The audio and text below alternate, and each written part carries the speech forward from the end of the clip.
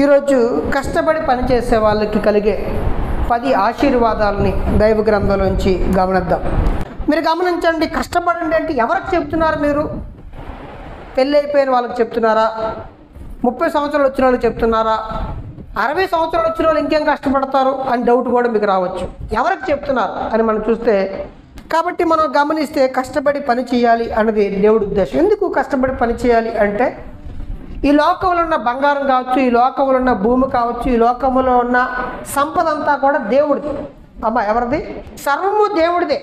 ఆ దేవుడి సంపద ఈ లోకంలో అన్ని జనులు కష్టపడి వాళ్ళు సంపాదించేసుకుంటున్నారు. దేవుడి బిడ్డలేమో దేవుడి సన్నిధిలో బద్ధకస్తులుగా, సోమరులుగా, కడు పేదవారిగా, చెయ్యి పైన ఉండట్లేదు, చెయ్యి కింద ఉంటుంది. అలాంటి స్థితిలో ఉంటున్నారు. మనం దేవుడు పెట్టినాం. మన దేవుడు కష్టపడేవాడు. మనం కష్టపడి ఒకవేళ కష్టపడితే ఎన్ని ఆశీర్వాదాలు వస్తాయో. ఆ దేవుడు సంపద అన్యుల పాలవుతుంది. తప్పేం కాదు, కష్టపడినడికి దేవుడు ఇస్తాడు. రామోజీరావు గారు పచ్చళ్ళు అమ్మేవారు అని మీరు వినే ఉంటుంటారు. కోటేశ్వరుడు అయిపోయాడు ఆయన. ఓకే, తప్పులు చేశాడు, ఒప్పులు చేశాడో మనకు అనవసరం. కానీ కష్టపడ్డాడు అనడానికి ఆయన గురించి చెబుతూ ఉంటుంటారు. అలాగే ఇప్పుడు రిలయన్స్ కంపెనీ అంబానీ మనకు కనబడతాడు. వాళ్ళ నాన్నగారు పెట్రోల్ బంకులు పనిచేసేవాడు దుబాయ్లో. అలా పనిచేసేటప్పుడు అక్కడ ఆనాటి కాలంలో వెండి కాయిన్స్ డబ్బు కింద ఉండేది. మనకు కూడా పాతకాలంలోని వెండి కాయిన్స్, ఇప్పుడంటే మనకి ఐరన్ కాయిన్స్ వస్తాయి, రూపాయి కాయిన్, 10 రూపాయల కాయిన్స్ కదా. కానీ ఒకప్పుడు వెండి కాయిన్స్ ఉండేవి. ఆ వెండి కాయిన్స్ దానికి జీతంగా ఇస్తుంటే అందరూ కూడా ఆ వెండిని, ఆ డబ్బుల్ని రూపాయల కింద మన ఇండియాలో మార్చుకునేవారంట. అతను ఏం చేసేవాడంట? అలా మార్చుకునేవాడు కాదంట. ఆ వెండిని తీసుకొచ్చి దాన్ని చెదగొట్టి వెండి కింద అమ్మేవాడంట. ఆయన చాలా ప్రత్యేకంగా ఆలోచించేవాడు. అలాగే పెట్రోల్ బంకులో పనిచేస్తున్నా సరే, కాకా హోటల్లో ఆడితో పాటు మిగిలిన వాళ్ళంతా కాకా హోటల్లో టీ తాగడానికి వెళ్తే అతను కాకా హోటల్లోకి వెళ్ళాడు కాదంట, 5 స్టార్ హోటల్లోకి వెళ్ళాడంట, 100 రూపాయలు ఇచ్చి కూడా. వీళ్ళేమో నువ్వేంట్రా 5 రూపాయలు కట్టియ్యా, అక్కడ 100 రూపాయలు, అందులోకి వెళ్ళి ఆ 5 స్టార్ హోటల్లోకి వెళ్ళి ఎందుకు టీ తాగుతున్నావు, ఎక్కడెందుకు నువ్వు తాగట్లేదంటే వాడు చెప్పారంట. ఆయన ఏం చెప్పాడంటే, ఈ కాకా హోటల్ దగ్గర కూర్చున్న వాళ్ళందరూ కూడా ఏం మాట్లాడుకుంటారంటే, వీడి మీద వాడు, వాడి మీద వీడు, చిల్లర విషయాలు మాట్లాడతారు. ఏం మాట్లాడతారు? వాళ్ళ మీద కోపం, వీళ్ళ మీద కుళ్ళి కుతంత్రాలతో మాట్లాడుకుంటుంటారు. నేను చిల్లర విషయాలు నాకు వద్దు, 100 రూపాయలు పోయినా పర్లేదు. అక్కడికి ఎందుకు వెళ్తారంటే, అక్కడ కూర్చున్న వాళ్ళు బిజినెస్ గురించి మాట్లాడతారు. రూపాయి 2 రూపాయలు అలా చేయొచ్చు, మనం ఎలా గొప్ప వాళ్ళు అవ్వచ్చు, అది మాట్లాడుకుంటున్నారు అక్కడ వాళ్ళు. కాబట్టి వాళ్ళ మాటలు వింటే నాకు ఆలోచన వస్తుంది. వాళ్ళ మాటలు వింటే నేను బాగుపడతాను. అందుకే నేను 100 రూపాయలు పోయినా పర్లేదు, నేను 5 స్టార్ హోటల్కి వెళ్ళి అక్కడ ఉన్న వాళ్ళు ఏం మాట్లాడుకుంటున్నారు వింటున్నాను అన్నాడు. అంటే ఆలోచించడం. మనం వ్యర్థమైన వాటికి మన సమయాన్ని అది మనం ఇచ్చేయడం వల్ల చాలా లాస్ అవుతాం. దైవ గ్రంథం ఏం చెప్తుందంటే, కష్టపడి పని చేయడం వల్ల మనకు కలిగే ఆశీర్వాదాలని గమనిద్దాం. చదువుదాం బైబిల్లోంచి. మొట్టమొదటి ఆశీర్వాదం, మనకి ఐశ్వర్యవంతులు అవుతాం. మనం పేదరికాన్ని పోగొట్టుకొని ధనవంతులుగా మారుతాం. మీరు గమనించండి, బైబిల్ని మీరు చక్కగా అర్థం చేసుకోవడం రావాలి, లేకపోతే చాలా ఇబ్బంది పడతాం. బైబిల్ని మనం క్యాపిటల్గా అర్థం చేసుకోవాలి. మీరు గమనించండి, ఈ లోకంలో డబ్బు సంపాదించడం తప్పు కాదు, డబ్బు కోసమే బతకడం తప్పు. మనం తిండి తినడం తప్పు కాదు, తిండి తినడం కొరకే బతకడం తప్పు. ఏంటి? భోజనం చేయొద్దని బైబిల్ చెప్పదు, భోజనం చేయమని చెప్తుంది. భోజనం చేయడం కొరకు మాత్రమే బతకమని వద్దంటది. నువ్వు దేవుడి కొరకే బ్రతుకు, భోజనం చెయ్యి. నువ్వు దేవుడి కొరకే బ్రతుకు, ఇల్లు కట్టుకో. నువ్వు దేవుడే నీ జీవితంలో మొట్టమొదటి స్థానం ఇవ్వు, డబ్బు సంపాదించు, తప్పేం లేదు. బైబిల్లో మనం ఈ విషయాలు తెలియాలి. బంగారాన్ని ఆధారం చేసుకోలేదు భక్తులు. యోబు గారు అంటారు, నా బంగారం నేను ఆధారం చేసుకోలేదు, దాన్ని బట్టి నేను గర్వించలేదు, నాకు దేవుడే ఆధారం అని చెప్పాడు. కాబట్టి సంపదలు సంపాదించుకోవడం తప్పు కాదు, కానీ అదే జీవితం. దేవుని ఎడల ధనవంతుడి కాక తన కొరకే సమకూర్చుకునేవాడు అంటే ఎర్రోళ్ళలాగా ఉంటాడు. వాడు అంతా పోగొట్టుకుంటాడు. కానీ ఎవరి కోసం సంపాదించాలి? అమ్మ ఎవరి కోసం? దేవుడి కోసం. మీరు మంచి సెల్ ఫోన్ కొనుక్కున్నారు, దేవుడి మహిమ కోసం వాడబడాలి. దేవుడి మాటలు మనం వినాలి. దేవుడి మాటలు ప్రజలతో మాట్లాడడానికి ఉపయోగించాలి. మీరు కారు కొనుక్కున్నారు, సువార్త తీసుకొచ్చారు. కారు కొనుక్కున్నారు, బిల్డింగ్ కొనుక్కున్నారు, ప్రార్థన పెట్టించుకొని ఎప్పుడు దేవుడి మహిమ కొరకు, దేవుడి చిత్తం కొరకు వాడుతున్నారు. మీరు ఏదైనా చేయండి, దేవుడిని ఉపయోగించాలి. ఎవరి కొరకండి? ఎందుకంటే అంతా ఆయన ఇచ్చిందే. కాబట్టి ఇక్కడ మనకి ఏం కనబడుతుంది అంటే, కష్టపడి మనం పని చేయడం వల్ల మనకు కలిగే ఆశీర్వాదాల్లో మొట్టమొదటిది మనకి సంపదను దేవుడిస్తాడు, మనల్ని ధనవంతులుగా చేస్తాడు. బైబిల్ చెబుతుంది. చదువుదాం మనం ఒకసారి 16వ అధ్యాయము ద్వితీయోపదేశకాండం 15వ వచనాన్ని చదువుదాం. మీ దేవుడిని యెహోవా నీ రాబడి అంతటిలో, నీ చేతి పనులన్నిటిలో నిన్ను ఆశీర్వదించిన గనుక. కాబట్టి మనం గమనిస్తే దేవుడు మనల్ని ఆశీర్వదిస్తాడు. నీ చేతి పనుల మీద, నీకున్న వ్యాపారాల్లోని, నీ పని పాటల్లోని దేవుడు ఆశీర్వదిస్తాడు అని దైవ గ్రంథం చెబుతుంది. సామెతలు 14వ అధ్యాయము 23వ వచనం కూడా మనం చూద్దాం. ఏ కష్టము చేసినను వట్టి మాటలు, మాటలు చెప్పుకుంటూ కూర్చుంటే వాడు పేదోడైపోతాడని చెప్తుంది. 10వ అధ్యాయం 4వ వచనం సామెతలు. బద్ధకముగా పని చేయవాడు, అబ్బా బద్ధకం అటండి, బద్ధకంగా పని చేయవాడు దరిద్రుడైపోతాడు. శ్రద్ధ గలవాడు, అబ్బా ఎవరైతే శ్రద్ధగా పనిచేస్తారో వారు ఏమవుతారు? ఐశ్వర్యవంతులు. చూద్దాం ఇంకా సామెతలు 12:11 చూద్దాం. తన భూమిని సేద్యపరుచుకునేవానికి ఆహారం సమృద్ధిగా కలుగుతుంది. మీరు గమనించండి, తనకు భూమి ఉందంట, దాన్ని సేద్యపరుచుకుంటున్నాడు. ఏ టైంకి వర్షం పడుతుందో, ఏ టైంకి గొప్పు తవ్వాలో, ఏ టైంకి నారు వేయాలో, ఏ టైంకి దాన్ని దుక్కు దున్నాలో, దమ్ము వడ్డాలో, ఇవన్నీ ఎవరికైతే ధ్యాస ఉందో తన భూమి మీద, వాడికి పంట పండుతుంది, ధాన్య బస్తాలు ఇంట్లో ఉంటాయి, తన పిల్లలతో హాయిగా ఉంటాడండి. వ్యర్థమైన వాటిని అనుసరించే వాడికి ఏమవుతుంది? నిజమండి, ఈరోజు కష్టపడి పని చేయకుండా మనుషులకి ఈజీ మనీకి అలవాటు పడిపోతారు. Easy money. కాబట్టి దైవ గ్రంథం ఏం చెప్తుంది అంటే, ఆయన అంటున్నాడు శ్రద్ధగా పని చేయమంటాడు, కష్టపడమంటాడు. సామెతలు 13:11. మోసము చేసిన సంపాదన ధనము క్షీణించిపోను, కష్టము చేసి కూర్చుకున్నవాడు దేవుడికి స్తోత్రాలు. నువ్వు కష్టపడి సంపాదించు అంటున్నాడు, మోసం చేత సంపాదించడం. మీరు గమనించండి, లాటరీలు పెడుతుంటారు చాలామంది, డబ్బు అలా వచ్చినా సరే నిలబడదండి. డబ్బు నిలబడతండి, చాలా పెద్ద ప్రమాదం. ఒకేసారి కండలకు వస్తే అనుకోండి, మళ్ళీ పడుకోగలరా? ఆ కండలు రావడానికి ఎన్ని ఉప్పులు, ఎన్ని బాధలు పడతారో చూస్తే అయ్యి బాబు అనుకుంటాం. అర్థమైందా? బిడ్డ ఒకేసారి బుడుక్కుమని 9 నెలలు ఎదిగితే బాగుంటుందా? నెమ్మది ఎదిగితే బాగుంటుందా? ఏమ్మా, ఇల్లుని ఒకే రోజు కట్టేస్తే బాగుంటుందా? 3 నెలలు, 4 నెలలు, 6 నెలలు అయితే బాగుంటుందా? ఒక రోజులో గోడ కట్టిన గోడ నిలవదండి, మేస్త్రులు చెప్తుంటారు. అర్థమైందా? మొత్తం అంతా ఒకసారి కట్టడానికి కట్టాడు, అది ఉండదు. అది అందుకే దేవుడు అంటున్నాడు, ఒక్కసారిగా ధనవంతులైపోవాలని అది నిలబడదండి. లోకంలో చాలా మోసాలు జరుగుతున్నాయి. అన్ని మోసాలు కాదు, వాటిల్లో దేవుడి బిడ్డలుగా మనం చిక్కుకోకూడదు. కష్టపడి పని చేయమని బైబిల్ చెప్తుంది. నువ్వు కష్టపడి పని చేసి సంపాదించుకొని చెప్తుంది. ఆయన దీవిస్తానని చెప్పాడు, ఆశీర్వదిస్తానని చెప్పాడు, అది నిన్ను అభివృద్ధి చేస్తానని చెప్పాడు.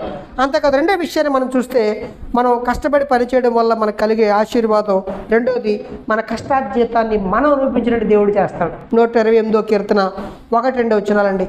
మీరు గమనించండి, చాలామంది కష్టపడుతుంటారు, కానీ వారి కష్టార్జితం అంజలి పాలైపోద్ది, హాస్పిటల్ పాలైపోతుంటారు. లేదంటే వాళ్ళ కష్టార్జితం వడ్డీల రూపంలో వెళ్ళిపోతుంటారు. దేవుడు ఏం చేస్తాడంట?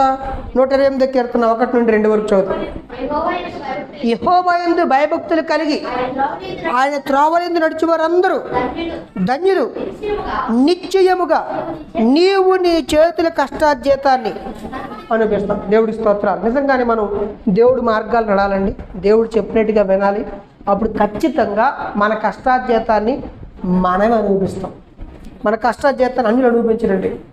కోట్ల రూపాయలు ఉండొచ్చు, ఈరోజు అనుభవించిన బోల్డ్ మంది ఉన్నారు. బీపీ, షుగర్, వాల్సరు, ఏమంటే తిరిగి అరగకపోవడం, అజీర్తి అన్నీ ఉన్నాయనుకోండి. చికెన్ తినగలవా? మటన్ తినగలవా? ఏం చేయగలవు? అలాంటప్పుడు ఉంటే ఏం ప్రయోజనం? అందుకే దేవుడు అంటాడు, నువ్వు కష్టపడుతున్నావు, నువ్వు దాన్ని అనుభవించేటట్టుకే ఆ కృప నేను నీకు ఇస్తానని చెప్పాడు.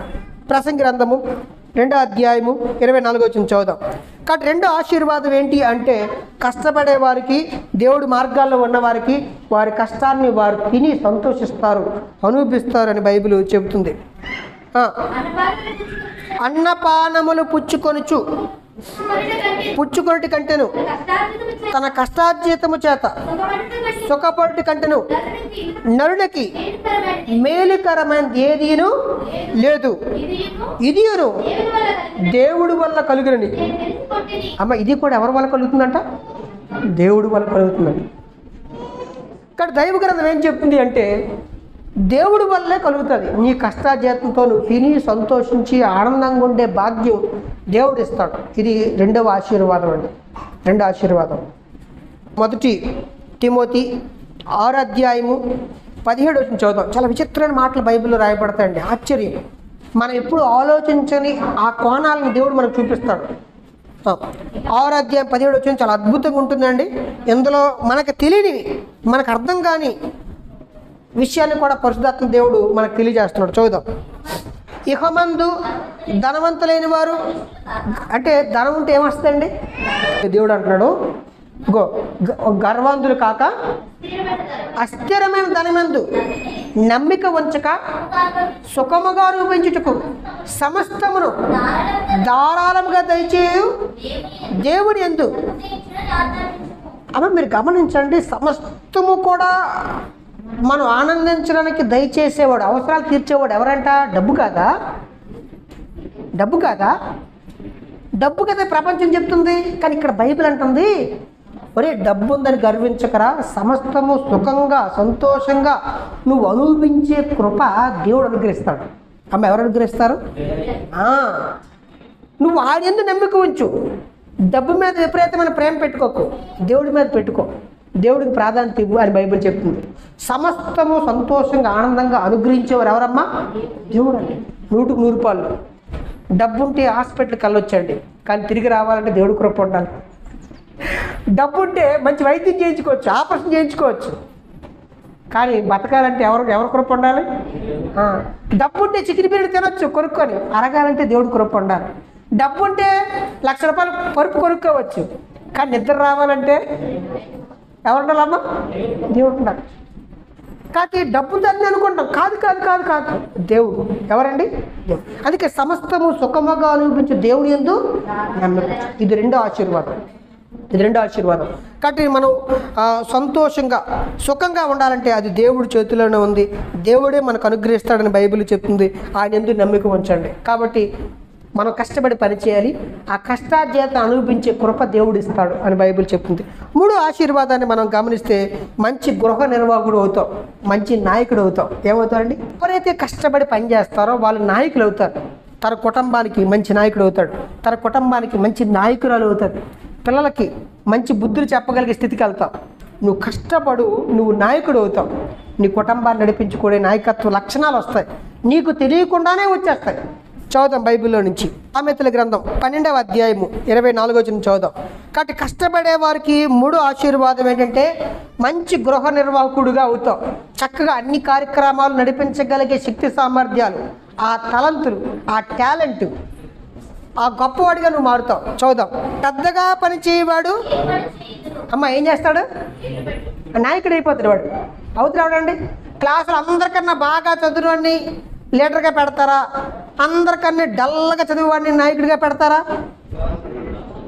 ఎవరిని పెడతారమ్మా? వాడు బాగా శ్రద్ధగా చదువుతాడు, శ్రద్ధగా కష్టపడతాడు, ఆయన నాయకుడిగా పెడతారు. స్టార్ట్ అయిపోయాడన్నమాట నాయకుడి లక్షణాలు. అందుకే దేవుడు అంటున్నాడు, నువ్వు శ్రద్ధగా పనిచేస్తే ఏమవుతావు? ఏలుబడి చేస్తావు. సోమరులు, అబ్బా వీడికి శ్రద్ధ లేదు, కష్టపడే లక్షణం లేదు, ఏ పనులు చేస్తారంట? ఏ పనులు అండి? వెట్టి పనులు. కానీ వెట్టి పనులు నేను తక్కువ చేయట్లేదు, ఆ పనులు చేసే వాళ్ళని చిన్నచూపు చూడట్లేదు. కానీ పాపం ఆ పని చేయవలసిన పని వాళ్ళ అయిపోతారట, వాళ్ళు మారిపోతారట, వాళ్ళు అభివృద్ధి పొందలేకపోతున్నారంట. అందుకే దేవుడు అంటున్నాడు, శ్రద్ధగా పనిచేస్తే నువ్వు ఏళ్తావు, నువ్వు సూపర్వైజర్ అయిపోతావు. అమ్మ సూపర్వైజర్ అవ్వాలనుకుంటున్నారు లేదా మీరు? కాబట్టి మంచి లక్షణాలు దేవుడిచ్చే 3 ఆశీర్వాదం, నువ్వు నాయకుడు అవుతావని చెప్తున్నాడు. మత్తయి సువార్త 25 అధ్యాయము 14 వచ్చిన చదువుదాం, 20 చదువుదాం, 26 కూడా చదువుదాం. మత్తయి సువార్త 25 అధ్యాయము 14 వచ్చింది. ఒక మనుషుడు దేశాంతరానికి వారిని ప్రయాణమైపోతూ తన దాసులు పిలిచి తన ఆస్తిని వారికి అప్పగించును. మీరు గమనిస్తే పరలోకపు దేవుడట మనుషులందరికీ తలంతులు ఇచ్చినండి. కాబట్టి మనం గమనిస్తే ప్రతి ఒక్కరికి తలంతులు ఇస్తాడు దేవుడు. ఏమి ఇస్తున్నామా? టాలెంట్ ఇస్తాడు. అయితే టాలెంట్ ఏడు చేస్తున్నావు అది ఇక్కడ ప్రశ్న. 5 తలంతులు ఇచ్చాడంట ఒకడికేమో 2 ఇచ్చాడంట, ఒకడికేమో 1 ఇచ్చాడంట.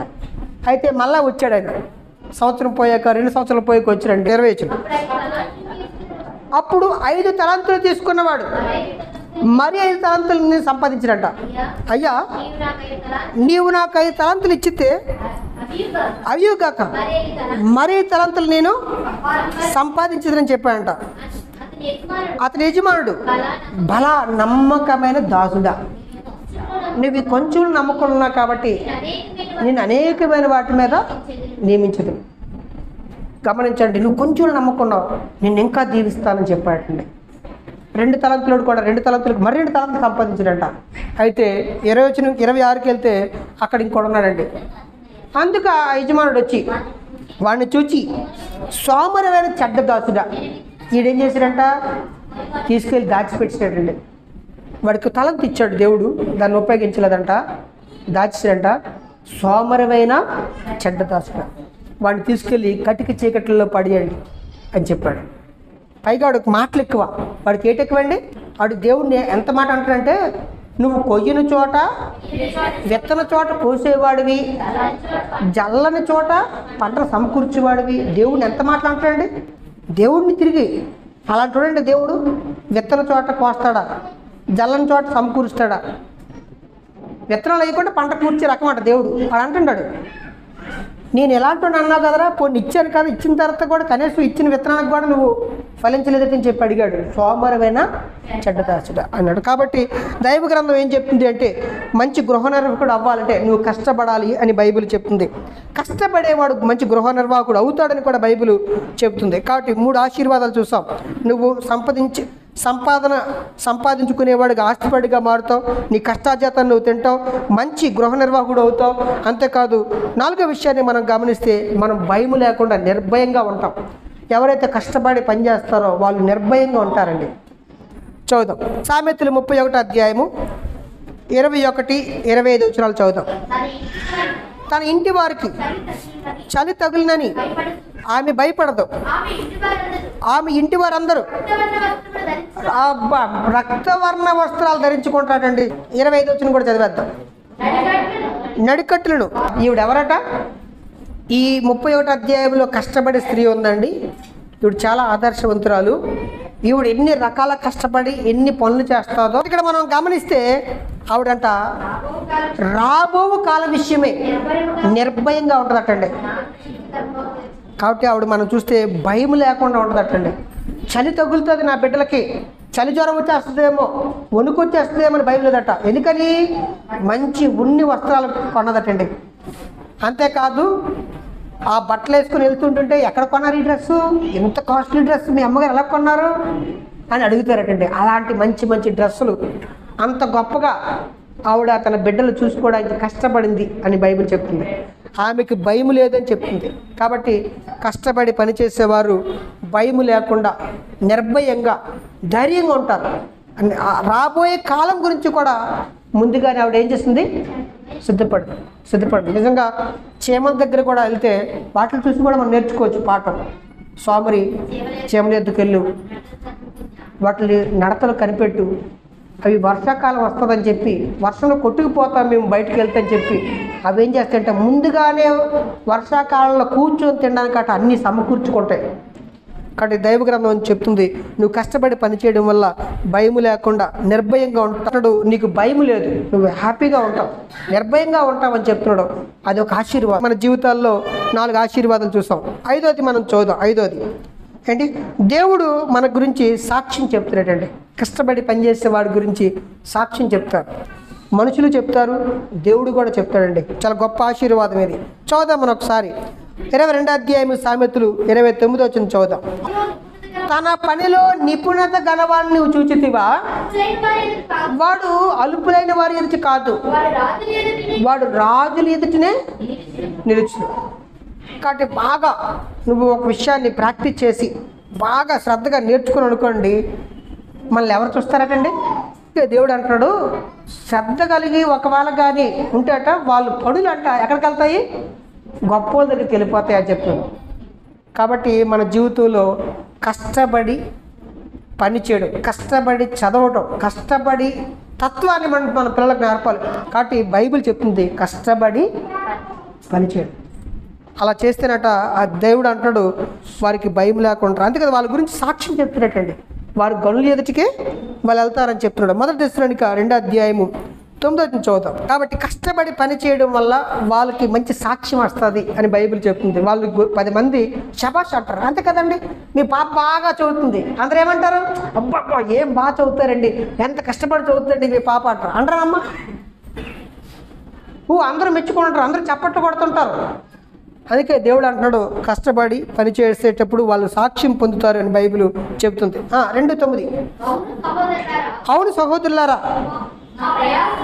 మా ప్రయాసమును మా కష్టమును మీకు జ్ఞాపకం ఉన్నది కదా, మేము మీలో ఎవరికైనా భారముగా ఉండక రాత్రింపగలు కష్టము చేసి జీవనము చేయొచ్చు మీకు దేవుడి సువార్తను ప్రకటించటమే. అబ్బా, పౌలు గారికి ఇప్పుడు సాక్ష్యం ఎవరంట? మీరు సాక్ష్యమే, దేవుడు కూడా సాక్ష్యమే. అంటే మనం కష్టపడినప్పుడు మన గురించి సాక్ష్యం చెప్తారండి, సాక్ష్యం చెప్తారు. చాలా నమ్మకమైన వాళ్ళు, మంచి వాళ్ళు, కష్టపడతారు అని సాక్ష్యం చెప్తారు. కాబట్టి మనకి దేవుడు కూడా సాక్ష్యం చెప్తాడు, సాక్ష్యాన్ని ఇస్తాడండి, నీకు ఆ గుర్తింపుని ఇస్తాడు అని బైబిల్ చెప్తుంది. సామెతలు 31వ అధ్యాయంలో 28 నుండి 31 వరకు చదివితే ఈ కష్టపడే స్త్రీ గురించి సాక్షి ఎవరెవరు చెప్తారట. అందుకనే దైవగ్రంథం అంటుంది కష్టపడితే ఏమవుద్దట, కొడుకులు లెగిస్తారట, నిద్ర లేచి ఏమంటున్నారట వాళ్ళు, తమ కుమారులు లేచి అబ్బా అమ్మనేమంటారట, అమ్మ నువ్వు చాలా కష్టపడతావు, నువ్వు ధన్యురాలు అమ్మా, నువ్వు చాలా గొప్ప స్త్రీవమ్మా అంటారట.